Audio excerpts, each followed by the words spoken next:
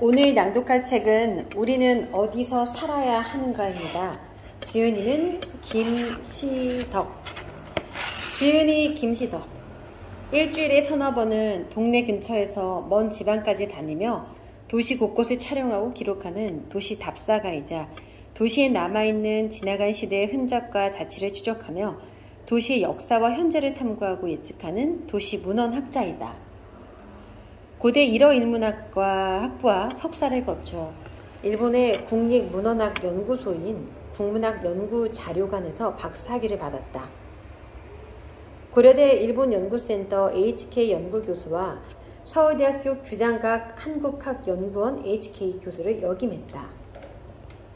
주류의 역사가 아닌 서민들의 삶에 초점을 맞춰 서울의 역사와 문화를 기록한 서울선언 시리즈 서울선언 갈등도시 대서울의 길을 통해 언론과 대중의 큰 주목을 받았으며 관악구의 과거와 과거의 현재를 다각도로 조망한 관악구 문화예술 기초 자료집을 출간하며 지역 문화 발전에 기여한 공을 인정받아 제70회 서울특별시 문화상 학술 부분을 수상했다. 주요 저서로 동아시아 해양과 대륙이 맞서다, 일본인 이야기 등이 있다. 네, 제가 저자 소개를 해드렸고요. 자, 그럼 지금부터 낭독을 해보도록 하겠습니다. 목차 소개부터 하겠습니다. 1부 국가 프로젝트로 읽어내는 부동산의 역사. 2부 살기 좋고 사기 좋은 부동산의 조건. 저는 2부가 조금 더 기억에 남았어요. 살기 좋고 사기 좋은 부동산의 조건 낭독을 해볼 건데요. 1부에는 1장, 2장으로 나누어져 있는데 1장은 도시 기본계획의 탄생과 변화, 2장은 경인, 운하 및 행정수도 계획의 변천사가 이렇게 나누어져 있고요. 2부는 3장, 4장, 5장으로 해서 3장은 남북관계와 부동산의 상관관계, 4장은 삶과 집값을 붕괴하는 재난 위험, 5장은 재개발과 교통망 호재의 실체 이렇게 되어 있는데 2부 안에서도 기억에 남는 부분은 현실적인 부분, 삶과 집값을 붕괴하는 재난 위험 이 부분이었거든요. 이 부분 낭독을 좀 해볼게요. 페이지는 219페이지부터 갑니다. 219페이지 낭독할게요. 4장 삶과 집값을 위험하는 붕괴하는 재난 위험. 4장 삶과 집값을 붕괴하는 재난 위험. 집값 떨어질까봐 감춰둔 재난 요소. 집값 떨어져도 할 말은 해야겠다. 지금까지 군대와 공장이 발생시키는 토양 오염, 공해 등을 살펴보았습니다. 인천시 서구의 청라 신도시나 안양 석수동 주민들의 경우에는 워낙에 상황을 심각하게 인식하다 보니 집값 떨어져도 할 수 없다, 할 말은 해야겠다는 각오로 문제를 제기했습니다. 공해뿐 아니라 부실 시공에 따른 안전 문제, 집안 침하와 산사태 등 여러 가지 재난 요소가 주거와 토지를 위협할 수 있습니다. 하지만 많은 경우는 이런 문제가 있어도 집값, 땅값 떨어질까봐 쉬쉬하는 분위기가 감지됩니다. 또는 아예 이런 것이 왜 문제가 되느냐 하는 반응을 접하기도 합니다. 그렇게까지 일일이 신경 쓰면서 살아야 하나? 진지하게 하는 분들도 많이 봅니다. 저는 워낙에 자연재해 및 그에 따라 발생하는 도시의 위험 요소를 심각하게 인식하는 일본에서 유학했다 보니 한국 시민들의 이런 모습이 낯설게 느껴지기도 합니다. 특히 아파트 단지는 평생 살 집이라는 인식이 약해서 그런 것일지도 모르겠지만 2년짜리 전세를 살아도 내가 사는 사이에 심각한 재난이 발생해서 목숨이 위험해질 수도 있는데 좀 너무한다 싶은 느낌을 받을 때가 있습니다. 북한이라고 하는 최대의 재난 요소를 근처에 두고 70년을 지내왔으니 그 밖의 위험 요소는 어느 정도 자포자기의 심정으로 받아들이고 있는 건지도 모르겠습니다.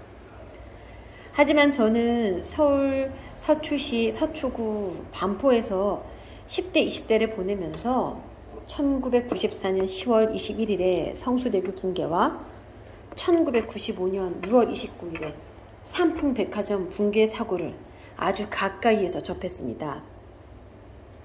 이 두 사건을 겪고 나서 북한의 위협이라는 안보 문제만큼이나 재해, 재난에 대해서도 민감하게 대응하는 태도를 몸에 익히게 되었습니다. 재난정보 서비스 해저드맵. 그러다가 일본에 가서 해저드맵이라는 존재를 알게 되었습니다. 내가 사는 지역에서 일어날 수 있는 홍수, 토사붕괴 등의 위협 정도를 아주 구체적으로 파악할 수 있는 서비스입니다. 국토교통성 국토지리원에서 해저드맵 포털이라는 사이트를 개설해서 각 지역의 재난 정보를 실시간 공개하고 있고, 서점에서도 해저드맵 관련 도서가 베스트셀러가 되었습니다.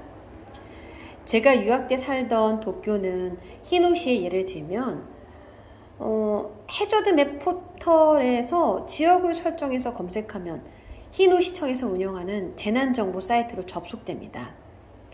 그리고 히노시청에서 공개한 히노시 토사 재해 해저드맵에서 제가 살던 다카하타다이 UR 아파트 단지의 해저드맵을 클릭하면 사진의 동그라미 부분에서 볼 수 있듯이 급경사지 붕괴와 산사태 위험도가 각각 경계와 특별 경계의 2단계로 구체적인 위치에 표시되어 있습니다. 산사태 위험 지역이 숲세권. 한국 같으면 아파트 바로 옆이 절개지어서 창문 바로 옆에 옹벽이 보이면 숲세권이라고 광고할 것입니다. 또 관공서에서 여기를 산사태 위험 지역이라고 지목하면 집값 떨어진다는 항의가 빗발치겠죠. 하지만 상황이 너무 심각하면 주민들도 더 이상 견디지 못하고 문제를 제기하기도 합니다. 최근에는 높이 50m, 길이 300m의 옹벽 가까이에 지어진 성남시 백현동 모 아파트 단지의 주민들이 안전 문제를 제기해서 성남시와 시행사 간의 소송이 진행 중입니다.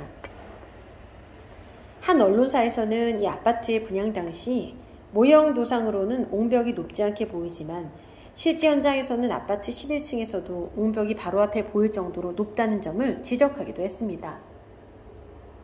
만약 이것이 사실로 증명된다면 과장 광고라는 지적이 나올 수도 있겠습니다.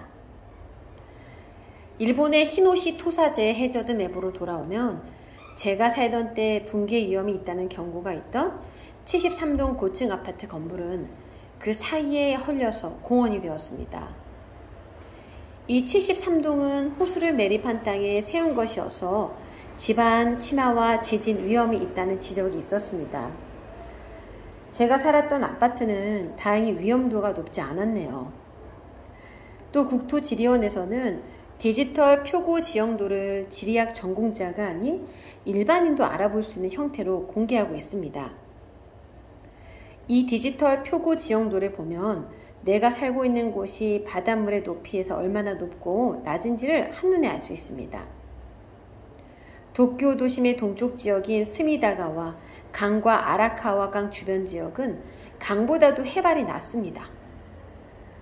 강물이 넘치거나 쓰나미가 발생하면 그대로 물에 잠긴다는 뜻입니다. 국토지리원에서는 디지털 표고 지형도를 공개하고 있습니다. 내가 살고 있는 바로 그곳이 해발 몇 미터인지를 알 수 있게 해줍니다. 지형도를 확인해 평소에 물난리가 돼 대비하라는 것이죠. 한국에서 이런 지도를 정부나 지자체가 올렸다가는 집값 떨어진다는 항의를 받기 십상이어서 이렇게 자세한 재난 위험 정보를 구하기가 쉽지 않습니다.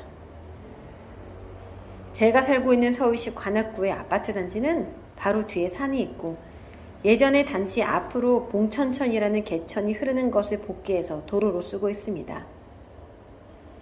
그래서 혹시나 싶어서 관악구청 홈페이지에 들어가 봤더니 자세한 재난 정보는 없고 신림동을 흐르는 비교적 큰 하천인 도림천의 수해 정보만 있더군요. 생활안전지도라는 사이트에는 자연재해 정보 대신 CCTV, 비상벨, 안심점포 등의 정보가 공개되어 있었습니다. 역시나 한국에서는 자연보다 사람이 더 무섭고 구체적인 재난 정보는 알아서 챙겨야 하는 각자 도생 사회라는 사실을 확인합니다.